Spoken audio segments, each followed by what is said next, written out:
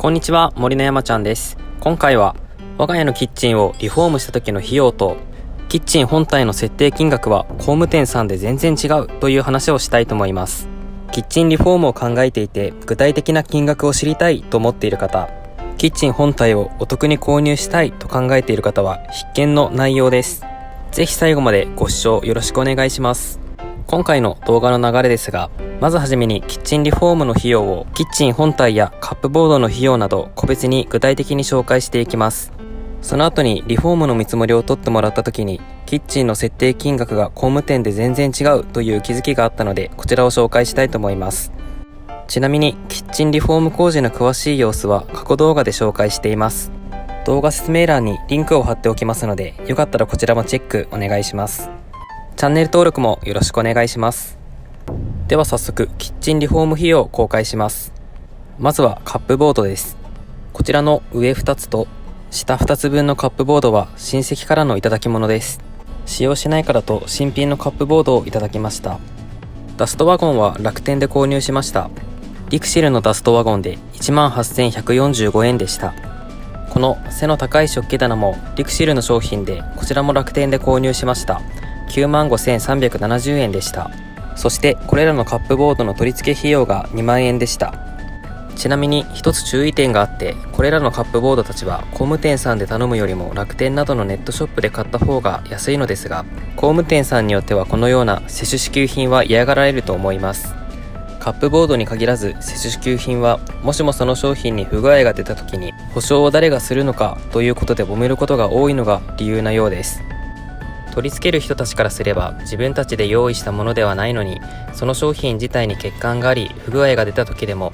結局は取り付けた自分たちのせいにされるのでやってられないということみたいです。僕たちも実際カップボードを取り付ける時に本当は入れたくないと職人さんに文句を言われました。ただいただき物のカップボードもあったのでなんとか設置はしてもらいました。さて本題に戻ります。窓が 47,800 円でした。こちらは YKK の APW430 です。レンジフードダクト工事が 25,000 円でした。キッチンカウンターの天板が 22,000 円でした。キッチンの入れ替え工事が 25,000 円でした。そしてキッチン本体リクシルの AS という商品ですが、こちらが60万円でした。ちなみにキッチンの詳しい仕様については過去動画で紹介していますので、よかったらこちらもぜひチェックよろしくお願いします。ここで金額を一度整理したいと思います。食器棚が 95,370 円、ダストワゴンが 18,145 円、カップボード取り付け費用が2万円、窓が 47,800 円、カウンター天板が 22,000 円、ダクト工事が 25,000 円、キッチン入れ替え工事が 25,000 円、キッチン本体が60万円。ここまでの合計で 853,315 円です。次に大工さんの手間賃などを推測していきます。家全体のリフォームの見積もり金額を参考にして推測していきます。解体費用が3人区で 64,500 円、参拝費用が2万円、大工さん手間賃3坪で10万5,000円、その他材料やクロスなどで3万円、合計21万9,500円。先ほど出した金額と合わせると107万2,815円、こちらにプラス消費税で118万96円がキッチンリフォームでかかったおおよその金額です。改めて計算してみるとなかなかの金額になりました。次は工務店さんによってキッチンの金額が全然違うという話をしていきます。我が家はリフォームをするときに2社で相見積もりをしました。その時にキッチンの差額が結構あることに気づきました。まずは先ほど紹介したリフォームを施工してもらった工務店さんの金額がキッチン本体とキッチンの取り付け費用など合わせて65万5,000 円でした。次にもう1社の方ですが、こちらはキッチン本体と取り付け費用などの合計が82万円でした。差額がなんと16万5,000 円です。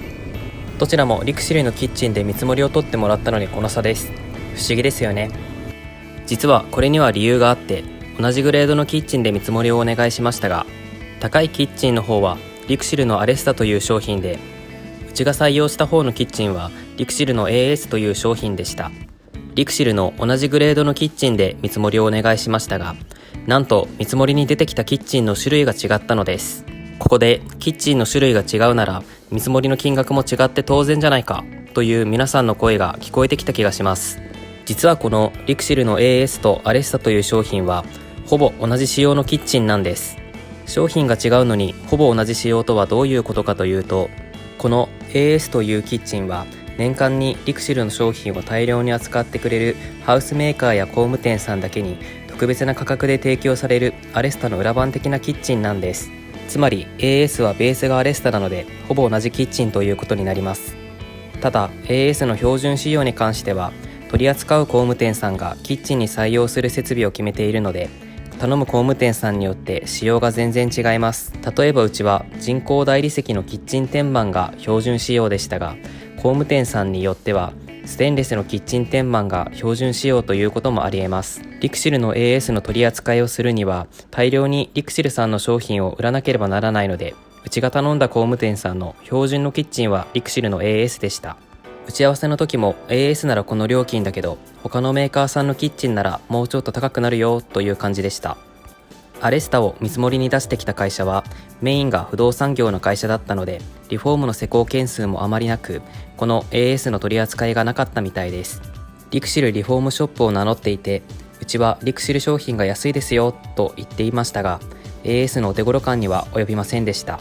うちはどうしてもアレスタがいいというわけでもなくて、同じような仕様なら安い AS の方が圧倒的に魅力的だったので、このキッチンの金額も工務店選びの基準になりました。今回は我が家のキッチンリフォームの費用とキッチンは工務店さんによって設定金額が全然違うという話をしました。この工務店さんごとの設備の価格差ですが、実はキッチンだけに言えることではありません。例えばお風呂やトイレなどの他の水回り設備でも同じことが言えます。大量に取り扱いのある商品はある程度価格設定が低い可能性があります。仮に TOTO のお風呂を採用したいと考えているのならば、TOTO のお風呂を標準しようとしている工務店さんの方がそうではない工務店さんより安く施工できる可能性があります。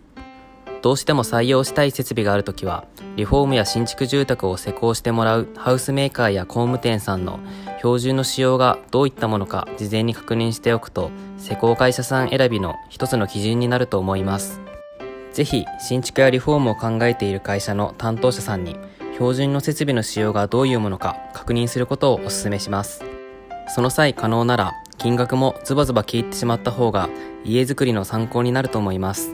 お金のことはなかなか聞きづらいとは思いますが、金額がはっきりわからないことには自分たちの予算に合う施工会社さんか判断がつかないので、勢いでいくらくらいですかと聞いてしまいましょう。いろいろな情報を知ることで理想の家づくりに一歩近づくことができます。費用のこと以外でも疑問や気になっていることなどはどんどん担当者さんに聞いてみることをお勧めします。家づくり大変だとは思いますが応援しています。